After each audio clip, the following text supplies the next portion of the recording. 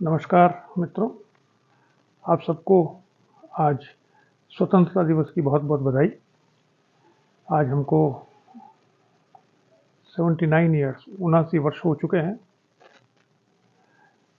आज़ाद हुए, और ये बड़ी ही हर्ष का विषय है कि हमने इस आज़ादी को अभी तक बनाए रखा है, जबकि हमारे साथ आज़ाद हुए बहुत से देश प्रजातंत्र को छोड़कर डिक्टेटरशिप में चले गए थे। वहाँ पर कई बार डिक्टेटरशिप आती है, कई बार प्रजातंत्र आता है, लेकिन हमने प्रजातंत्र की एक निरंतरता बनाए रखी है। ये भारत के देशों की एक पहचान है, भारत के देशों के लिए, भारत के देश के लोगों की पहचान है कि उन्होंने बहुत सैक्रिफाइस किए लेकिन अपनी आज़ादी को जाने नहीं दिया। इसके लिए आपको बहुत बहुत बधाई। आज मैं थोड़ा सा ये बताना चाहता हूँ कि भारत को आज़ादी 15 अगस्त 1947 को ही क्यों मिली। क्या आप जानते हैं ये डेट क्यों चूज़ की गई थी, 15 अगस्त 1947? तो चलिए थोड़ा सा पीछे हम चलते हैं और देखें। तो वैसे तो बहुत लंबा भारत का स्वतंत्रता संग्राम है, लेकिन हम देखेंगे कि स्वतंत्रता संग्राम की जो बात है वो सबसे पहले कि भारत स्वतंत्र होना चाहिए, ये 1929 के दिसंबर में जो कांग्रेस का अधिवेशन हुआ था उसमें ही डिमांड रखी गई थी, और 26 जनवरी 1930 को माना गया था कि भारत को स्वतंत्रता दिवस मनाया जाएगा, और कांग्रेस उसको स्वतंत्रता दिवस के रूप में मनाने लग गई थी। उसके बाद बहुत सी बातें हुई जो इतिहास में है, उसमें नहीं जाऊंगा मैं, कि 1935 का एक्ट आया, फिर चुनाव हुए, फिर 1942 में भारत छोड़ो आंदोलन हुआ, 1940 में इससे पहले मुसलमानों जिन्ना के नेतृत्व में मुस्लिम देश बनाने, पाकिस्तान बनाने का फैसला लिया गया। बहुत सी बातें होती गई। असली बात जो शुरू होती है वो होती है द्वितीय विश्व युद्ध की समाप्ति पर। 1945 में जब द्वितीय युद्ध समाप्त हुआ तब इंग्लैंड को ये बात समझ में आने लगी कि अब वो अपने पूरे साम्राज्य को बटाए नहीं रख सकता है। इसलिए उसने द्वितीय विश्व युद्ध समाप्त होने के बाद में जहाँ जहाँ पर उनके साम्राज्य कॉलोनीज थी उनको धीरे धीरे आज़ादी देना आरंभ किया। उस समय ब्रिटेन के प्रधानमंत्री उसके बाद बने, विश्व युद्ध में तो विंस्टन चर्चिल थे, उसके बाद में एटली बने जो कि लेबर पार्टी के थे। तो एटली ने ये घोषणा की थी 1947 की 20 फरवरी को पार्लियामेंट में, वहाँ की ब्रिटिश पार्लियामेंट में, कि भारत को जून 1948 से पहले आज़ादी दे दी जाएगी, और आज़ादी तक कैसे माहौल बनाया जाए, आज़ादी किस तरह से दी जाए, उसके लिए उन्होंने कहा कि जो भारत में उस समय गवर्नर जनरल थे लॉर्ड वावेल, उनको बुला लिया गया और उसकी जगह लॉर्ड माउंटबेटन को भेजा गया भारत में 14 मार्च 1947 को। लॉर्ड माउंटबेटन जब यहाँ आए तो उन्होंने सबसे पहले गांधी, नेहरू और जिन्ना से बात की, और तब तक भारत में जो सांप्रदायिक दंगे हैं वो बहुत फैल चुके थे और जनहानि बहुत हो रही थी। उससे पहले ही जिन्होंने डायरेक्ट एक्शन का एक अपील की थी, जिसके अंतर्गत बहुत दंगे भड़क गए थे 1946 में, और वो दंगों की आग खत्म नहीं हो रही थी, विशेष रूप से पंजाब और बंगाल में। तो लॉर्ड माउंटबेटन ने ये देखा कि जून 1948 तक आज़ादी को टालना गलत है, क्योंकि तब तक हो सकता है कि सिविल वार भारत में शुरू हो जाए और भारत पर नियंत्रण रखना किसी भी सरकार का असंभव हो जाए।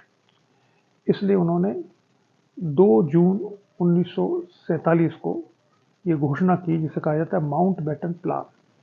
उसमें उन्होंने भारत और पाकिस्तान को भारत को दो भागों में विभक्त करके 15 अगस्त 1947 को आज़ादी देने का संकल्प लिया। अब 15 अगस्त ही क्यों लिया? ये कोई भारत की तरफ से तो कोई ऐसी डिमांड की नहीं गई थी कि इस तारीख में कोई विशेषता है, लेकिन लॉर्ड माउंटबेटन को ये तारीख बहुत विशेष लगती थी, क्योंकि 2 साल पहले 15 अगस्त 1945 को जापान ने सरेंडर किया था द्वितीय विश्व युद्ध में, और द्वितीय विश्व युद्ध उसके साथ ही समाप्त हो गया था। और जिस समय जापान ने सरेंडर किया था उस समय ब्रिटिश फोर्सेस का जो नायक था वो लॉर्ड माउंटबेटन स्वयं थे।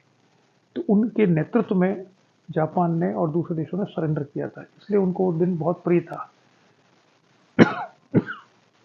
Excuse me. उसकी याद में उन्होंने 15 अगस्त 1947 का दिन चुना जब भारत को आज़ादी दी जाए। पाकिस्तान ने एक दिन पहले एडमिनिस्ट्रेटिव रीजन से 14 अगस्त को अपनी आज़ादी का दिन मनाना आरंभ किया। इसका भारत के इतिहास से कोई संबंध नहीं है। देखिए, ब्रिटिश गवर्नमेंट का जो एम्परियलिज्म रहा है उसमें बड़ी विचित्र बात रही है कि उन्होंने जहाँ जहाँ पर उनकी कॉलोनीज रही है वहाँ की हिसाब से उन्होंने कोई निर्णय नहीं लिया। उन्होंने सारे निर्णय अपनी स्वेच्छा से किए, जिससे कि सब जगह पर जहाँ जहाँ पर उन्होंने अपनी ज़मीन छोड़ी उन सभी जगहों पर लड़ाई झगड़े शुरू हो गए जो आज तक चल रहे हैं।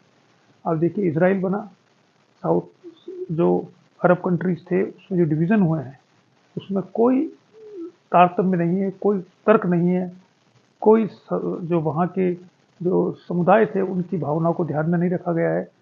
उन्होंने आपस में लूट बांट करके उसको छोड़ दिया कि जो फ्रांस ने कहा कि ये हिस्सा हम ले लेते हैं, इसको तोड़ दे, और ब्रिटेन ने कहा ये तोड़ दो, और उसने तीसरे ने कहा ये ऐसा कर लो, इटली ने कहा ऐसा कर लो। तो जो बाउंड्रीज बनी है मिडिल ईस्ट में वो सब भी आर्बिट्रेरी है, उसका कोई रेशनल नहीं है। भारत की जो बाउंड्री है वो भी आर्बिट्रेरी है, इसका भी कोई बहुत ज़्यादा रेशनल नहीं, क्योंकि टाइम ही नहीं था इतना रेशनलिटी का। इससे जो रेड क्लिफ ब्राउन लाइन और मैकमिलन लाइन और ये सब जो बने हैं, इसका बहुत ज़्यादा रेशनल, क्योंकि इतना समय नहीं था कि इसके बारे में कोई स्टडी की जाती। तो उस कारण से आज भी सीमा डिस्प्यूट हो रहे हैं। तो ये सीमा डिस्प्यूट पूरी दुनिया में जहाँ जहाँ पर ब्रिटिश ने राज किया था वहाँ सभी जगह पर हो रहे हैं। और उसका सबसे बड़ा कारण यह है कि ब्रिटिशर्स ने जब वो जगह छोड़ी तो उन्होंने कोई ध्यान नहीं दिया कि जो बाद में बचेंगे और जो शासन करेंगे उनको क्या समस्या आएगी। उन्होंने अपनी सुविधा से जो भूमि थी उनके अधिग्रहण में की हुई थी उसको उन्होंने विभाजित किया और देशों की नए नए देशों की आज़ादी देकर चले गए। भारत के लिए 26 जनवरी महत्वपूर्ण था क्योंकि कांग्रेस के नेतृत्व में राष्ट्रीय आंदोलन हुआ था और उन्होंने 26 जनवरी 1930 को ये घोषणा की थी कि आज से हम स्वतंत्र भारत का दिन मनाएंगे।